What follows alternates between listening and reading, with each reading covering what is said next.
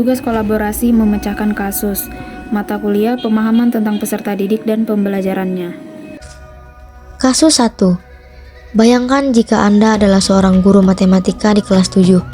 Saat ini, Anda hendak menyampaikan materi mengenai matematika sosial, yakni mencari nilai rata-rata MEAN.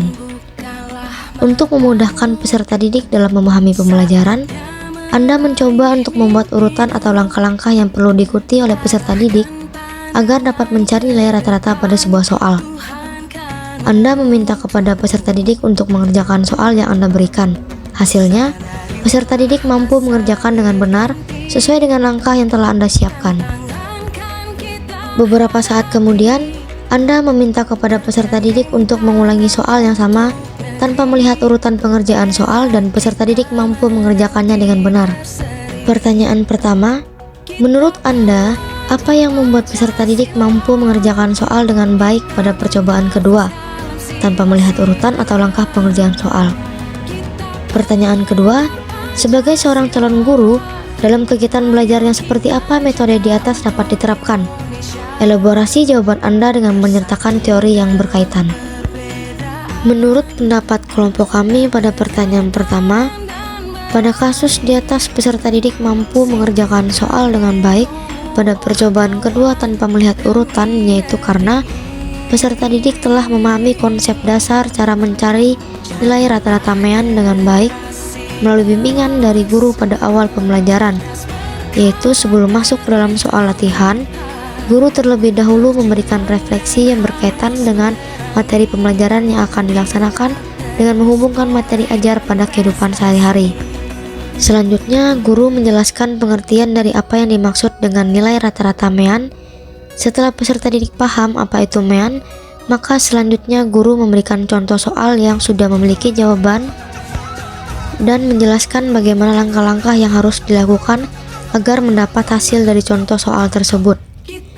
Setelah peserta didik memahami materi dari MEAN dan memahami contoh soal tersebut, guru selanjutnya memberikan contoh soal latihan tentang MEAN agar siswa dapat memahami lebih dalam materi tersebut.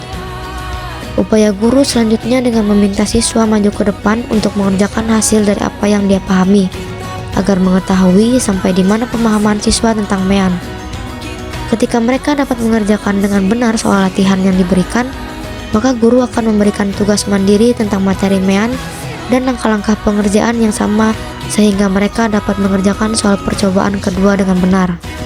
Lalu menurut pendapat kelompok kami pada pertanyaan kedua, metode di atas dapat diterapkan pada pembelajaran yang memungkinkan peserta didik untuk berkolaborasi dengan teman sebaya dalam kelompok-kelompok kecil. Salah satu pembelajaran yang memungkinkan terciptanya iklim kelas yang interaktif dan kolaboratif yang dapat diterapkan guru yaitu pembelajaran kooperatif. Pembelajaran kooperatif memungkinkan peserta didik untuk berinteraksi dengan teman sebaya yang lebih berkompeten melalui arahan dan bimbingan dari guru.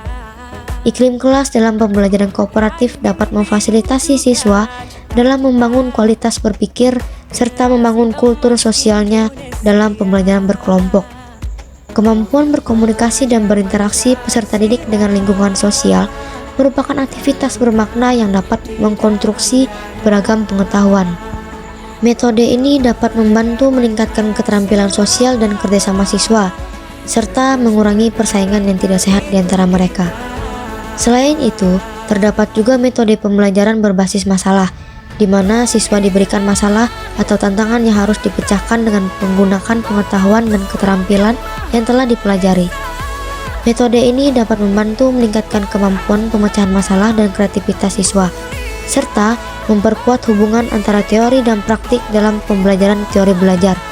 Teori konstruktivisme adalah salah satu teori belajar yang menekankan pada peran aktif siswa dalam membangun pengetahuannya sendiri melalui pengalaman dan refleksi.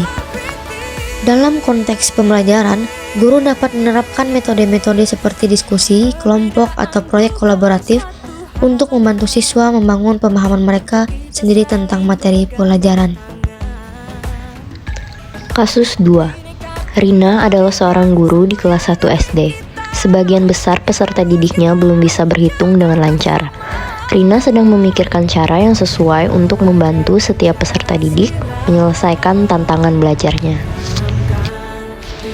Menurut Anda, apa yang dapat Rina lakukan untuk membantu peserta didiknya sesuai dengan tahapan perkembangan usia? Mengapa Anda menyarankan hal tersebut? Elaborasi jawaban Anda dengan menyertakan teori yang berkaitan.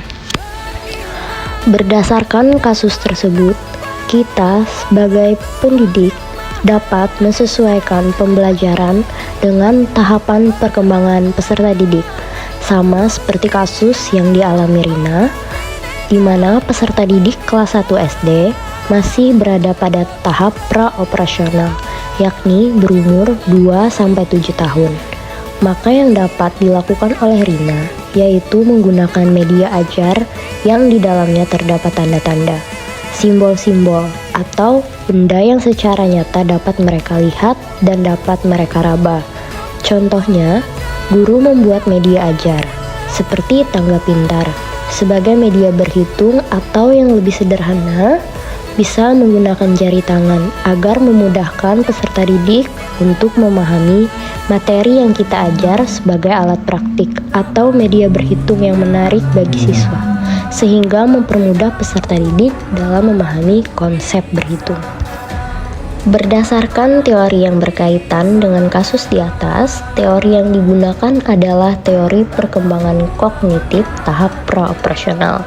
Berkaitan dengan teori Piaget 1954, mengusulkan bahwa terdapat 4 tahap perkembangan kognitif: sensori motorik, pra-operasional, operasional konkret, dan formal operasional. Pada tahapan ini, anak telah menunjukkan aktivitas kognitif dalam menghadapi berbagai hal di luar dirinya. Meskipun kemampuan berpikirnya masih belum mempunyai sistem yang terorganisasi dengan baik, namun anak sudah mampu memahami realita di lingkungan dengan menggunakan tanda-tanda dan simbol. Cara berpikir anak pada tahapan ini bersifat tidak sistematis, tidak konsisten, dan tidak logis. Oleh karena itu, mereka belum mampu memahami konsep yang lebih kompleks seperti misalnya konsep waktu, sebab dan akibat, serta perbandingan.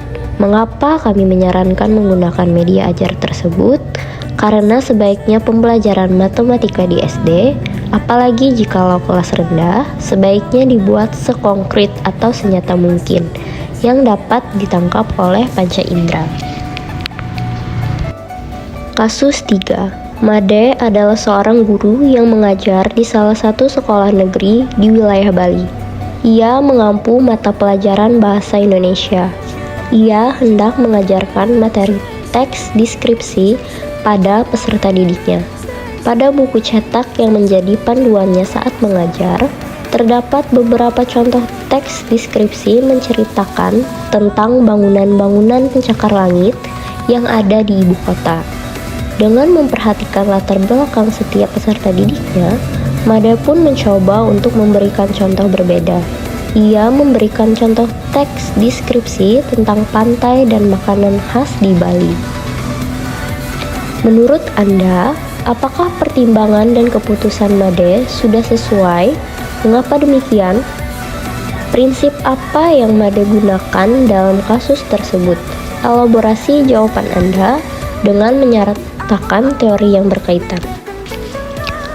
Menurut kelompok kami, mengenai kasus yang dialami oleh Made sudah sesuai karena Made menggunakan contoh teks deskripsi tentang pantai dan makanan khas Bali dibandingkan menggunakan contoh pada buku cetak.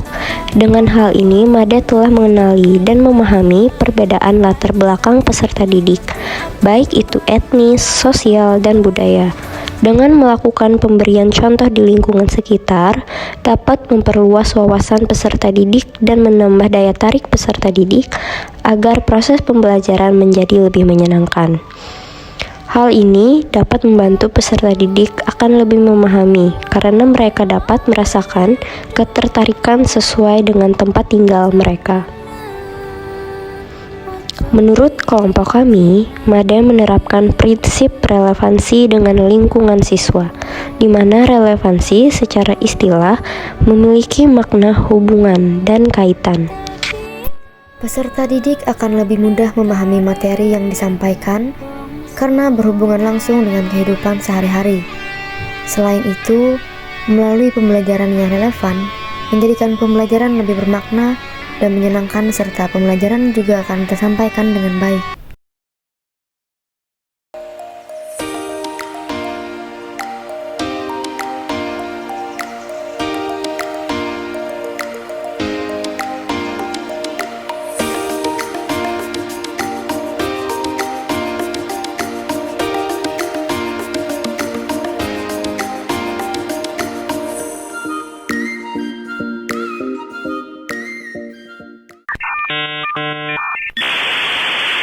Saya wassalamualaikum bro.